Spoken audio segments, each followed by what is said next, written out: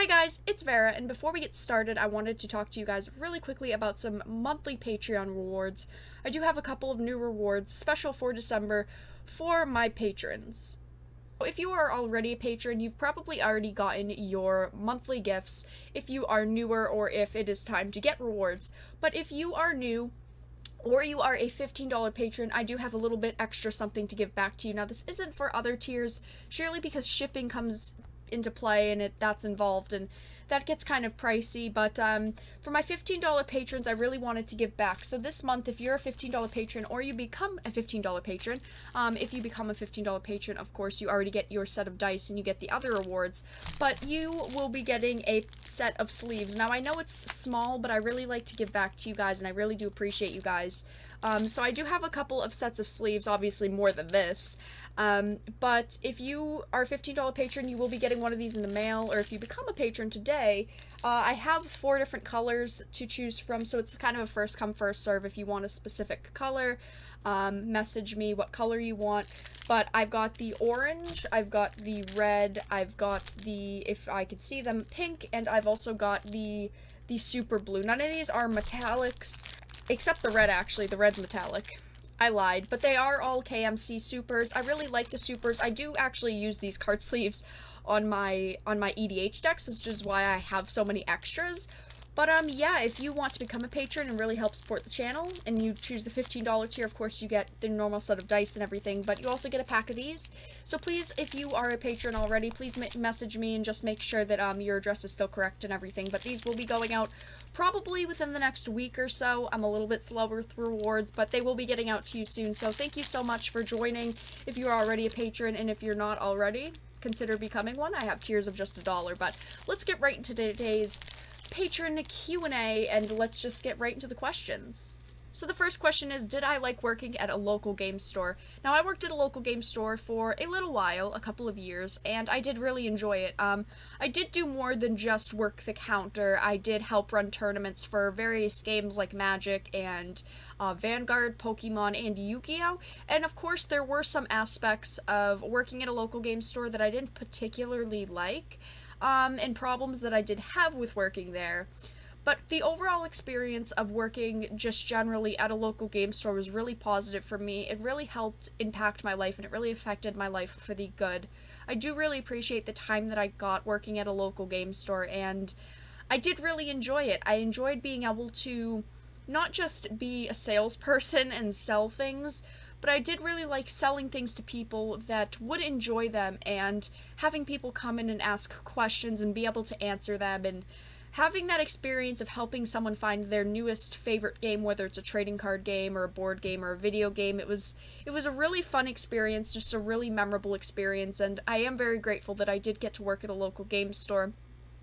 And that kind of does lead me into my next question, and that is, have I ever thought about opening up a local game store? And to admit, I have. I have thought a couple times about opening up a local game store, more in the past year since YouTube has become almost a career for me, because I do it every day and everything, but I've considered it.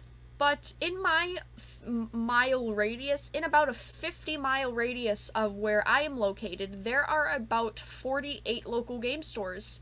That is almost a local game store a mile, and it wouldn't be particularly smart to open up a local game store in this atmosphere. Now, one day that might not be the case, but I will probably in the future, if I decide not to open up my own local game store, I probably will invest in local game stores. There are quite a few that I do appreciate and I do like, and investing in a local game store is definitely the way that I would go.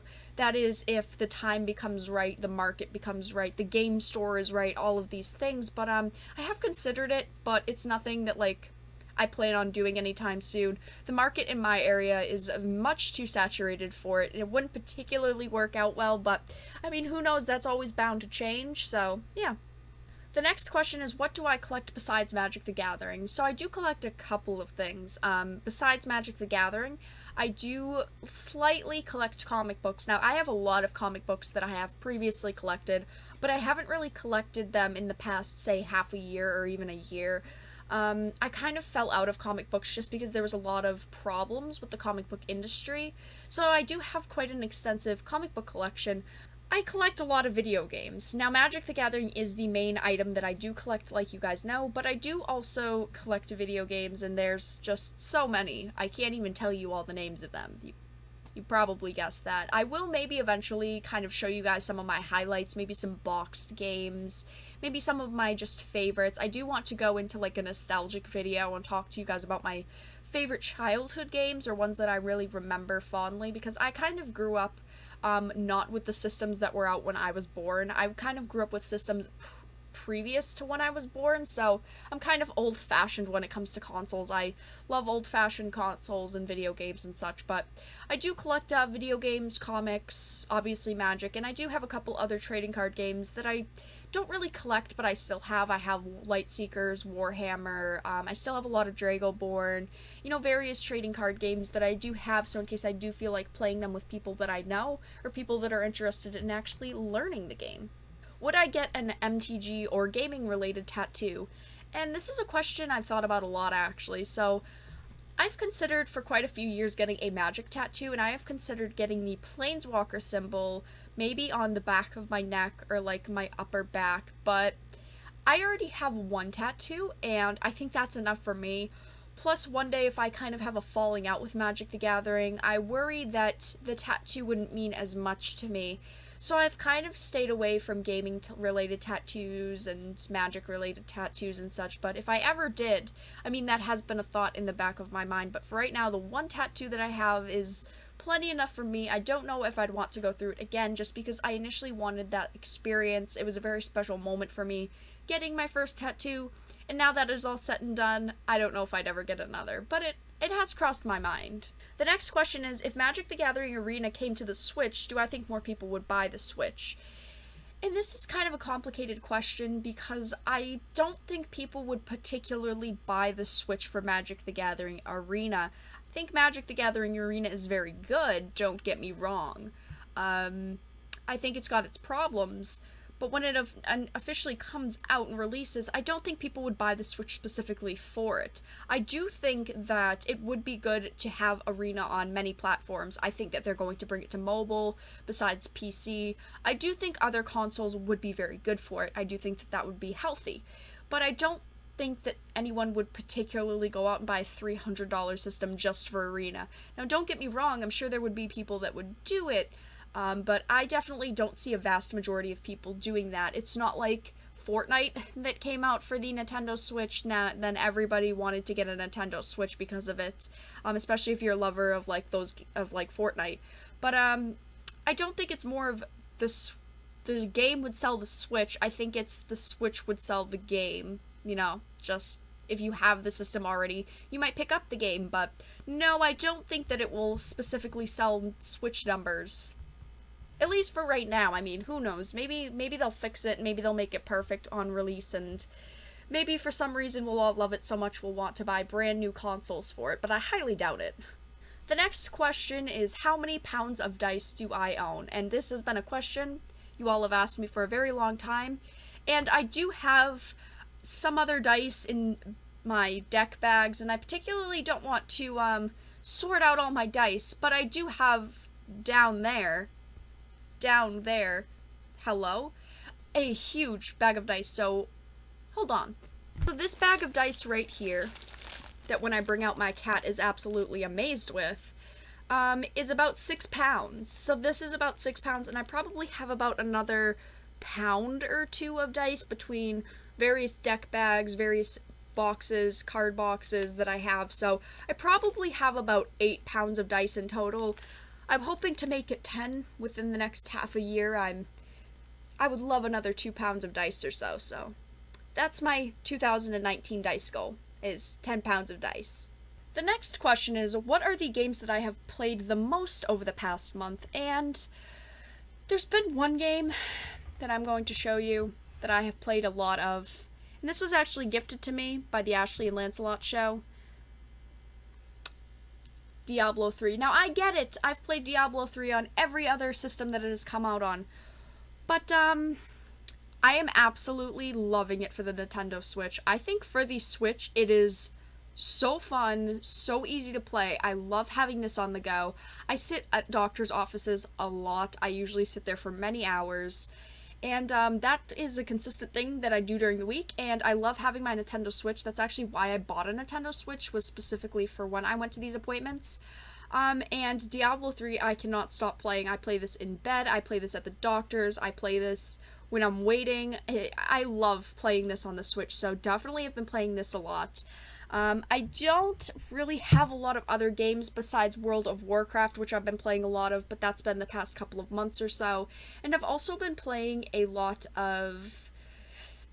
I wouldn't say a lot of it, but I've been playing a decent amount of Black Ops 4. I haven't been overly obsessed with it like I was the first month that it came out, but I've definitely still been playing it a couple of times a week. I really love it. I really think Black Ops 4 is a stand-up game, so those are the couple of games that I've been playing really consistently over the past month or so. What upcoming game releases am I excited for? And this is more of a 2019 question, I feel like, because there are a couple of games in 2019 that I'm excited for. But mainly they are Resident Evil 2. I'm so excited for that. I think it's going to be great. And also Doom Eternal. I love the Doom series. I think Doom is amazing. I absolutely love it. Heck yeah. So I'm really excited for Doom.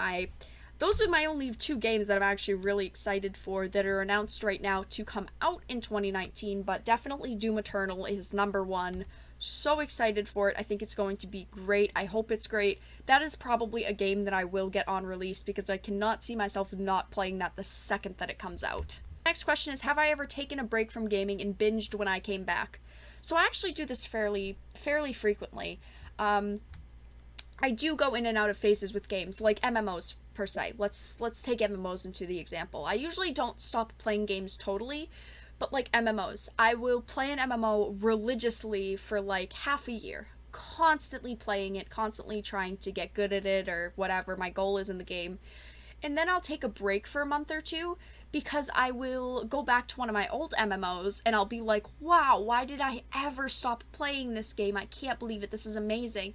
And then I'll get bored with it and then I'll go back to the previous MMO. I do this a lot with MMOs between Star Wars The Old Republic, Black Desert Online, and now World of Warcraft. I do flip and flop a lot with MMOs, but I do play them quite a lot.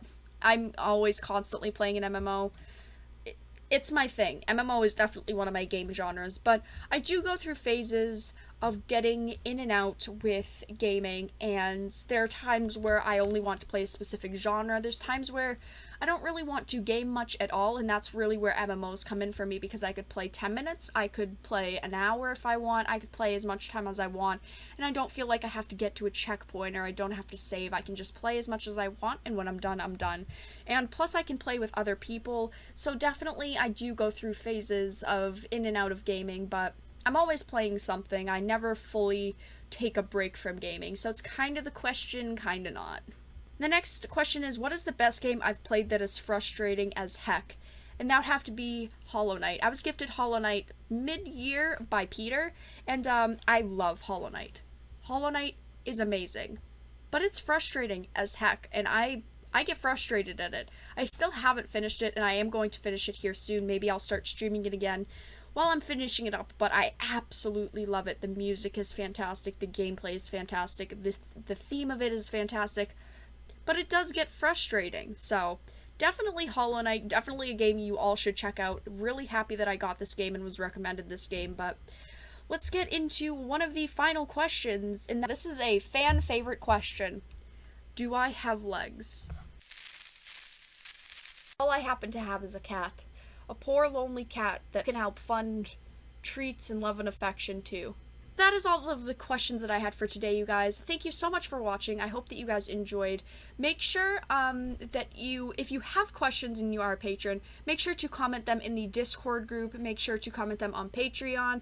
I do check both places very frequently. Like I said, I do this about once a month or so. So if you have any questions, feel free to ask them. I absolutely love answering questions for you guys. And of course, if you have any time-sensitive questions, like on something that's happening in gaming now, of course, I do answer them in live streams. I live stream Monday, Tuesdays, Thursdays, and Saturdays usually, so if you don't already know, you should come and hang out during a live stream. But make sure to come and hang out. Thank you guys so much for watching. I hope that you guys enjoyed these questions, and I'll talk to you guys again really soon. Hey there, thank you so much for sticking around until the end of the video. You should click that subscribe button, and there are plenty of ways to show support to the channel, such as following me on Twitter, joining the Dark Titans Discord server, or even chipping in on Patreon and becoming a Dark Titan yourself. I'll see you all in the next video.